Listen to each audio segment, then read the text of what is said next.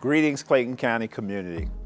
On January 29th, I took the oath to serve as Interim Superintendent. That oath was brief, but the responsibility behind it is not. From that moment forward, my charge has been clear. Steady this district, bring clarity where there has been confusion, and make sure every part of this organization is focused on what matters most, serving children well. As of March 2nd, we have completed the first 30 days of our 90-day plan. I want to share what we've done, what we've learned, and what this means for you, our families, our staff, our partners, and most importantly, our students. The first 30 days were designed to listen, to understand, and to stabilize.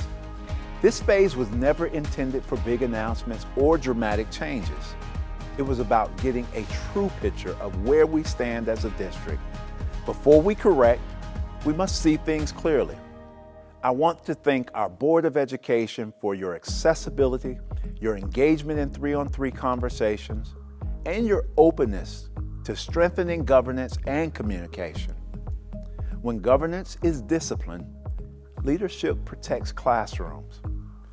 I also want to thank our district leaders, school staff, students, and families for approaching this work with honesty and professionalism. Your commitment is what gives this effort its momentum.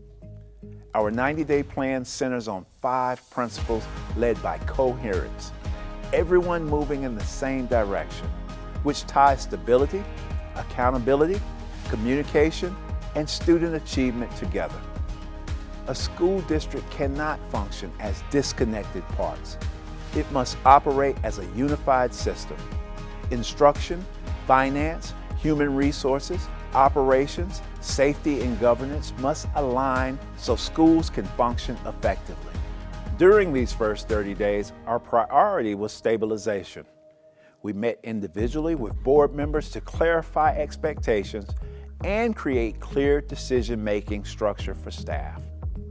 This clarity matters because when adults are aligned, students benefit. We began our listening tour with students and extended it to principals, teachers, staff, faith leaders, families, and community partners. What we heard was consistent. People want clarity, consistency, dependable systems, and a shared commitment to student success. We also assessed key operational areas: finance, human resources, school safety, and legal exposure to understand current challenges and opportunities to improve. Also during this time, we reviewed core operations to ensure they truly serve students. We improved financial consistency so more resources reach classrooms, address vacancies to protect steady instruction, and reinforce strong safety practices district-wide. We also improved communication to make updates clearer and more predictable for staff and families because trust begins with clear communication. So where do we stand after 30 days? The district is steadier, authority lines are clearer, operational risks have been identified, and communication structures are stronger. We now have an honest, disciplined understanding of our current condition, exactly what Phase 1 was designed to achieve. Listen, assess, stabilize. Now we move to Phase 2. Organize, align, and set consistent expectations to ensure every division works toward the same goals. When divisions align, teachers gain clarity, classrooms gain focus, and students gain access to high-quality learning.